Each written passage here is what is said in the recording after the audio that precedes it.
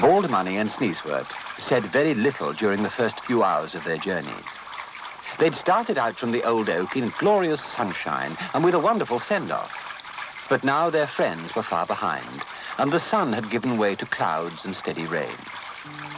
Truth to tell, they felt a trifle lonely.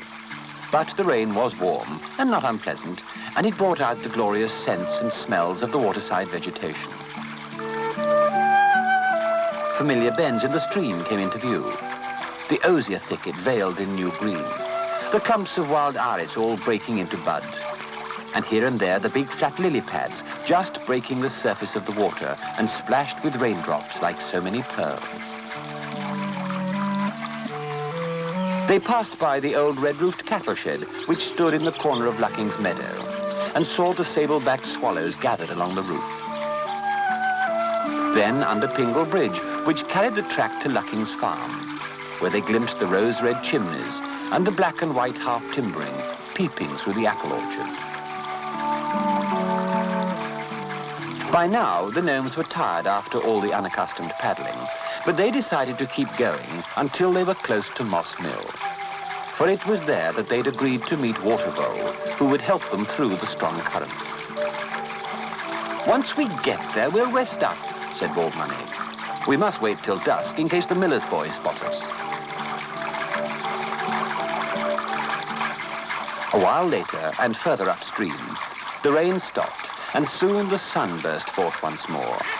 A strong, hot sun that caused the lush new vegetation of the brook to steam, and a white mist hung above the surface of the water. It was almost unreal to paddle through this shimmering world of white, to which was added now the distant murmur of fast-moving water and the gentle chunking of machinery.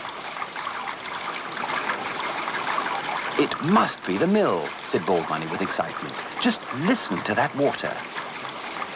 The current quickened now. The distant roar of water drew closer.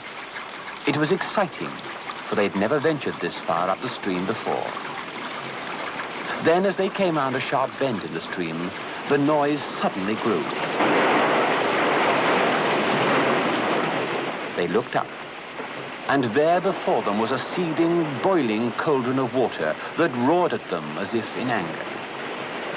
By holding onto the reeds and standing up in the dragonfly, they could just see beyond this barrier to the mill, above which the folly divided, one arm going down the leat to feed the giant mill wheel, another winding through willow groves to join up with the main stream below. About Moss Mill itself, the water lay calm. Willow trees and elms, oaks and thickets of alder embowered the pool. Giant docks grew from the banks. Around them, a profusion of growth. It was a most beautiful spot. And yet it was somehow sinister.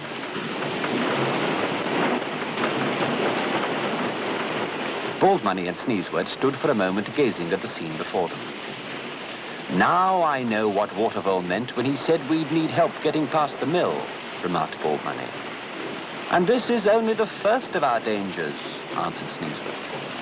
They said no more, but inching their way under an overhanging willow branch, they made fast the boat, had a snack of smoked minnow, and sat back to wait for evening.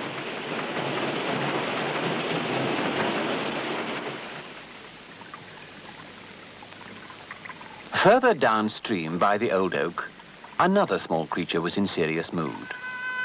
Old Dodder was fishing. It was his favorite occupation, or had been until the departure of his brothers. But now in his loneliness he found no enjoyment in it. The morning had been bad enough, for all the creatures of the stream were far too busy to stop by and chat with him. But what of the night?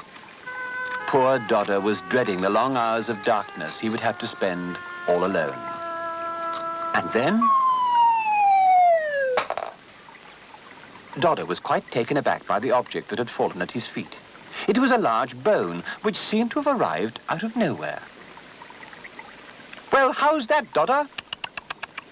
He looked up and saw above him on a branch of the oak the king of the fishers. "If you remember, I said I'd find you a suitable piece of bone for your new leg. Well, that should do the trick. It's rabbit bone." And with that, the brightly coloured bird, always impatient for its next meal, flew off down the stream. Dodder stared at the bone, thinking hard. Then, for the first time in weeks, a smile lit up his weathered old features. And the smile turned into a big grin that went right across his face from one large ear to the other. A new bone meant a new strong leg, and a new leg meant an end to his loneliness, for by thunder, as soon as he could, he'd set off to join Baldmoney and Sneezewort on their expedition. And so elated was he at the prospect that he leapt into the air for joy.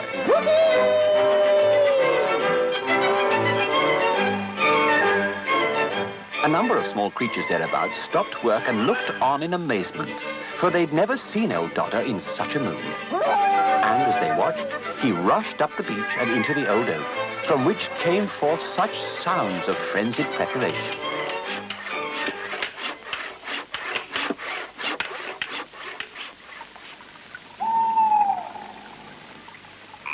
It was as dusk was falling, when all the world was still, that Dodder slipped out of the old oak and set off upstream along the bank of the Folly.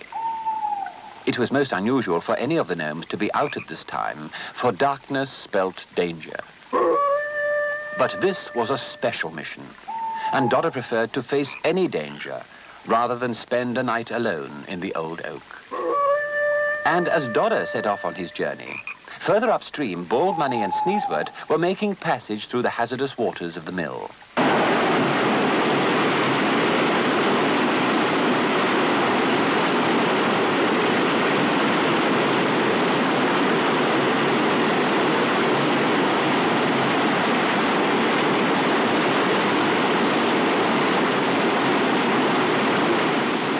Above them towered the mill, its windows ablaze with light, the giant wheel turning, the machinery humming. To Baldmoney and Sneezewort, it was a nightmare of noise and cool water, of darkness and damp and cold.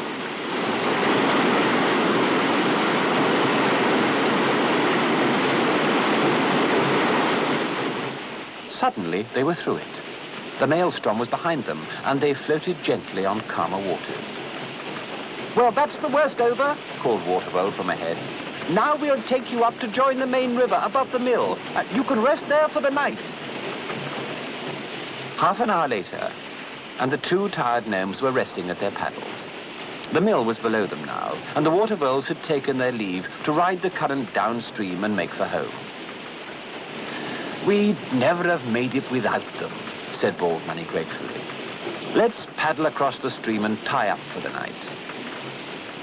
The two gnomes were utterly exhausted, but they summoned up a last ounce of energy to take them to the far bank. And then tragedy struck. The handle on Sneezewort's paddle broke. Baldmoney tried to head for the bank, but his paddling only turned the dragonfly in circles, which took them away from the bank and into the faster-flowing current of midstream. Then, to their horror, the dragonfly passed by the side stream, and the ever-quickening current bore them straight for the mill.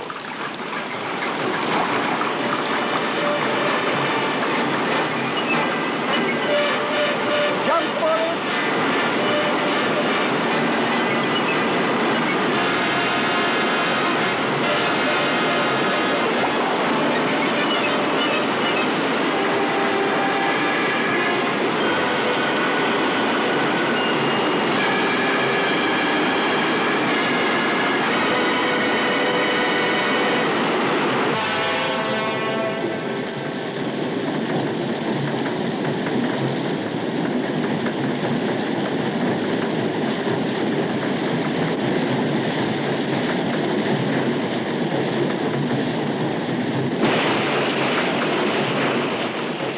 There is no doubt that many of the creatures living about Moss Mill would have come to the aid of the two gnomes if only they had witnessed their plight.